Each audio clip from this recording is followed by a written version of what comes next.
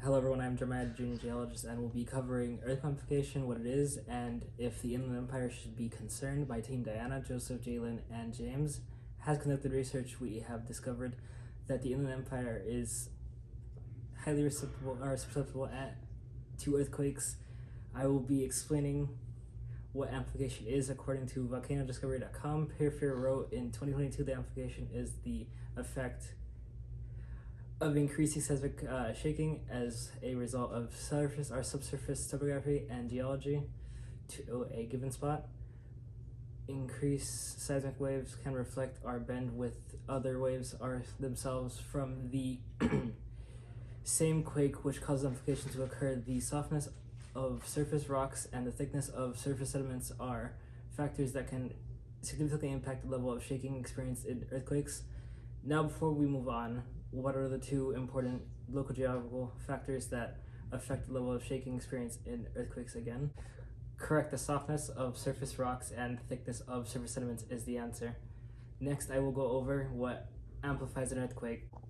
According to PANSN.org, the Pacific Northwest Seismic Network stated in 2022 that seismic waves travel faster through hard rocks than through softer rocks and sediments. As the waves pass from deep and hard to shallow and soft rocks, they slow down and get larger in amplitude. As the energy increases, the softer the rock or soil under a site is, the larger the wave.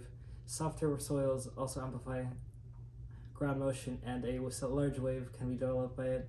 Sites that are far from the epicenter can still be majority damaged by amplified ground motion, which is why the Inland Empire should be concerned. Soft materials like sedimentary deposits amplify shaking. Now it is time for another question. What creates large waves and amplifies ground motion? Correct, the answer is soft soils. Now that we know what amplifies an earthquake, I will now address if the Inland Empire should be concerned about earthquake amplification. The answer is yes, the Inland Empire should be concerned because it is vulnerable to a major earthquake since it is near some of California's most dangerous faults. This is the Southern California shakeout area. As you know, you can see there is a high probability of shaking. San Bernardino and Riverside are in this area. The next image shows epicenters in Southern California shakeout area. There are many epicenters from magnitude 4 through 7.9 scattered all over.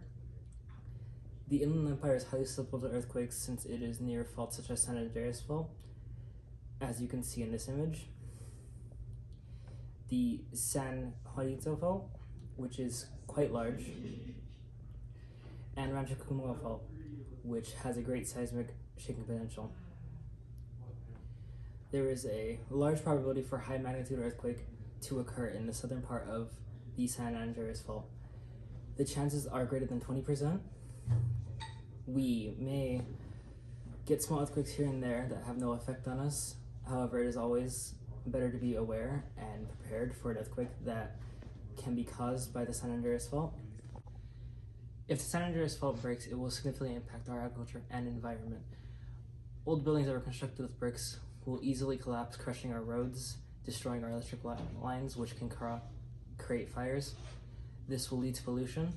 According to the earthquakeauthority.com, the California Earthquake Authority stated in 2022 that scenarios project more than 1,800 deaths and 50,000 injuries due to a major San Andreas Fault earthquakes. CoreLogic, a business analysis service, estimated a southern San Andreas Fault rupture will cause 3.5 million homes to be at risk, with 289 billion in reconstruction value. So stay safe out there, and thank you for watching.